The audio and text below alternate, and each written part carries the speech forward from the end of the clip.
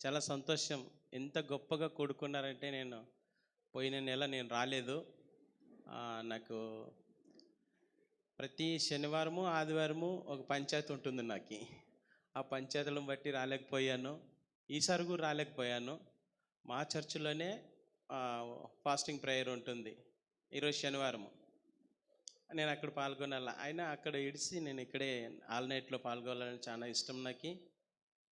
మా చిన్నాన్న మాది గుంటకల్ పక్కన 30 కిలోమీటర్లు పల్లెటూరు. అక్కడ నుంచి రావడానికి చాలా ఇబ్బంది. అయినా కూడా కలుసుకోవడం జరిగింది. బళ్ళారిలో ఉంటాడు మా నాన్న తమ్ముడు ఈయన. 15 రోజుల ముందు మా ఊరికి వచ్చాడు. ఆయాసంతోనూ, దగ్గుతోనూ, kidney problem, heart problem, sugar కూడా ఇన్ని ఉండి ఫోన్లో ఫోటో కూడా ఉంది. కాళ్ళు బాగా విపరీతంగా వాపులు వచ్చినాయి. సిస్టర్ గారికి మేము ఇది రాయించినప్పుడు చూపించిన నా ఫోటో మీకు చూపించక ఇబ్బంది అవుతుందేమో, సమయం ఉండదని. ఇన్ని ప్రాబ్లమ్స్ ఉండగా ఉదయకాల సమయంలో నేను వాట్సాప్లో మా చిన్నాన్న పైన ఉంటాడు, మేము కింద ఉంటాం. వాట్సాప్ పంపించి ఈరోజు నువ్వు ఓపెన్ చేసుకొని చూడని 15 రోజులు ఖచ్చితంగా ఉదయకాల సమయంలో లేచాడు. హల్లెలూయా. ఆ విధంగా లేయడం బట్టి ఆయనకు దగ్గు, ఆయాసం లేదు. దేవుడు మేలు చేశాడు. ఆ కాళ్ళు వాపులు మేలు చేశాడు. ఎందుని బట్టి ఈరోజు మళ్ళీ సాక్ష్యం చెప్పాలని మేము ఆశపడి ఉన్నామా. 11:20కి కాచిగూడలో ట్రైన్ ఉందంట. ఆ ట్రైన్కి మేము తిరిగిపోవాలి. 8 గంటలకి ఇక్కడ వచ్చాము. 3 గంటల సేపు ఇక్కడ ఉండాలని ఇంటికి అటు నుంచి మాట చేసుకొని వచ్చాము. మా ఇంట్లో వాళ్ళు కూడా ఎదురు చూస్తుంటారు ఇప్పుడు వస్తుంటారని. కానీ ఇటుకు వచ్చిన తర్వాత బస్సులను కూడా అడుగుతున్నాం ఎంక్వైరీలో. బస్సులు ఎంతసేపు వరకు తిరుగుతుంటాయి ఇక్కడ, మళ్ళీ రిటర్న్ తిరిగిపోవాలి మేమని. ఆటో వాళ్ళని అడుగుతున్నాం ఎంత తీసుకుంటారు ఇటు నుంచి అక్కడికని. ఇన్ని చేసినాక ఇక్కడ వచ్చిన తర్వాత మా చిన్న పొద్దున పోదాంలే అంటున్నాడు. వాక్యం వింటూ ఉండగా పాస్టర్ ఆరాధన సమయంలో చాలామంది ఏడ్చారు, చాలామంది దుఃఖంతో. చాలా మేము కూడా బాధపడినాము ఆ విషయంలో. ఎందుకంటే మాకున్న సమస్యలు అట్లాంటివి. పొలిటికల్ లీడర్లు మమ్మల్ని ఎంతో బెదిరిస్తున్నారు ఒక చిన్న సమస్యతో. అది ఎన్నోసార్లు పంచాయతీ జరుగుతూనే ఉంది. ప్రతిసారి శనివారము, ఆదివారం అంటారు. ఈ శనివారం, ఆదివారం మళ్ళా పంచాయతీ ఉంది, అయినా ఇక్కడ ఉన్నాం మేము. హల్లెలూయా.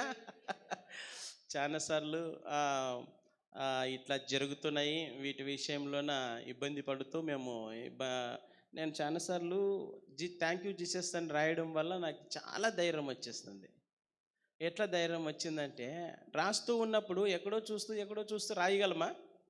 అట్లా కాదు కదా. ఏమంటున్నా, మన మనసు, మన హృదయము అంతా ఎక్కడ ఏకీకృతం అయి ఉంటుంది థ్యాంక్ యూ జీసస్ మీద.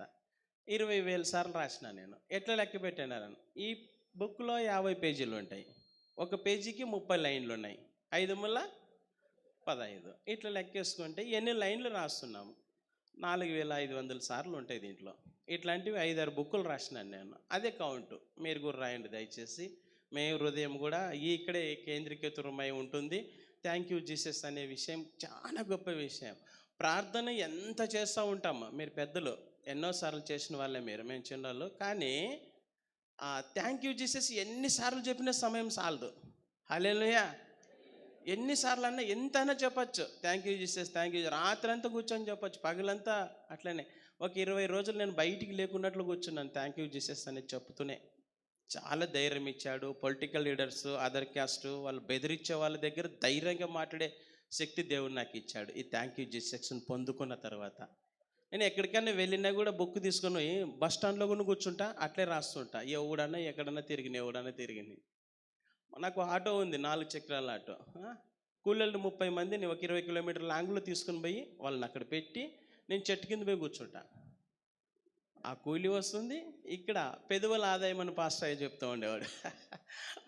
థ్యాంక్ యూ జీసస్ అని రాస్తూ నేను ఆ శక్తిని పొందుకున్నా. ఎవరికి భయపడాల్సిన పని లేదు, దేవునికి మాత్రమే. హల్లెలూయా. కాబట్టి ఇంకా చాలా ఉన్నాయి చెప్పాలంటే. మీ సాక్ష్యాలు వింటాలని చాలా ఆశ, నాకు చాలా ఆశ. ఎందుకంటే సాక్ష్యం ఊకున ఎవ్వరికి రాదు. పాస్టర్ అంటుంటాడు, ఒక్క సాక్ష్యము 100 ప్రసంగాలతో సమానమని. కరెక్టా?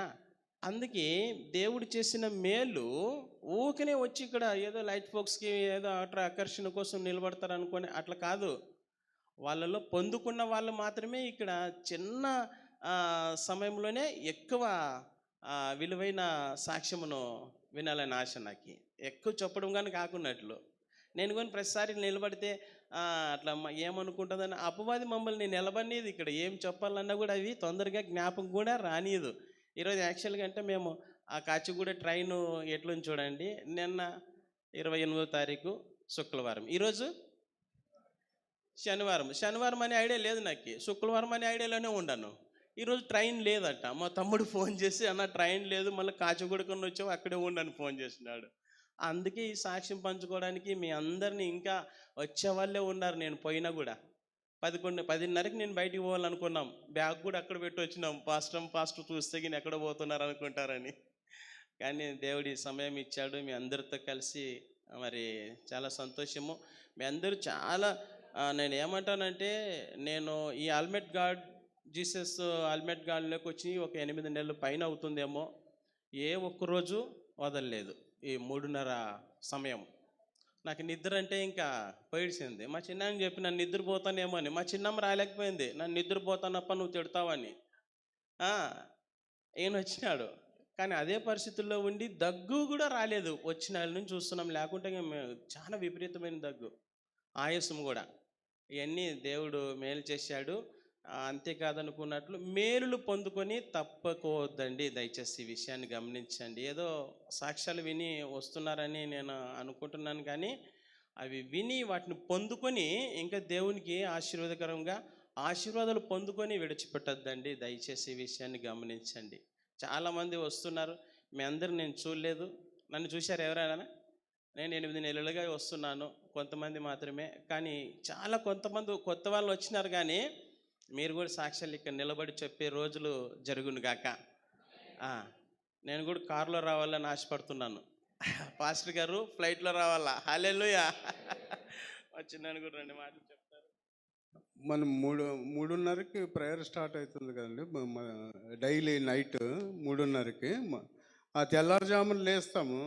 లేచిన తర్వాత కొద్దిగా దేవుని మీదే మనము కరెక్ట్గా పెట్టుకొని, మనసు పెట్టుకొని దేవుని కోసమే మనం సృష్టిస్తే కరెక్ట్గా మోకాళ్ళతోన పైకి చేతులెత్తి ప్రేయర్ చేసుకున్నట్టు నమ్మకం మీద ప్రేయర్ చేసుకున్న వాళ్ళకి ఖచ్చితంగా ఘన విజయం వస్తుంది. అది గ్యారెంటీ అని చెప్పేసి నేను ఎవరు నమ్మను. యాక్చువల్గా అంటే నేను నమ్మను. కానీ మాకు మా కుటుంబాలన్నీ మొత్తం ఇప్పుడు క్రిస్టియన్స్లో దిగావి. మేము కానీ మొత్తం నాకు 4 కొడుకులు, 4 కోడేండ్లు. వాళ్ళు డివైడ్ చేశాను, వాళ్ళకి ఇల్లు కట్టించాను, అన్నీ పెళ్ళిళ్ళు చేశాను. ఎవరిది వాళ్ళకి ఉద్యోగాలు ఉన్నాయి. మళ్ళీ నేను నా భార్య వచ్చి సొంతూరులోన ఉన్నాము. ఉంటే కానీ 3:30కి ఖచ్చితంగా లైవ్ స్టార్ట్ అవుతుందని చెప్తే ఆ 3 గంటలు 3:10 లేచేటోళ్ళు. అది వచ్చేస్తుంది, అది జ్ఞాపకం వచ్చేస్తుంది, వద్దన్నా వచ్చేస్తుంది.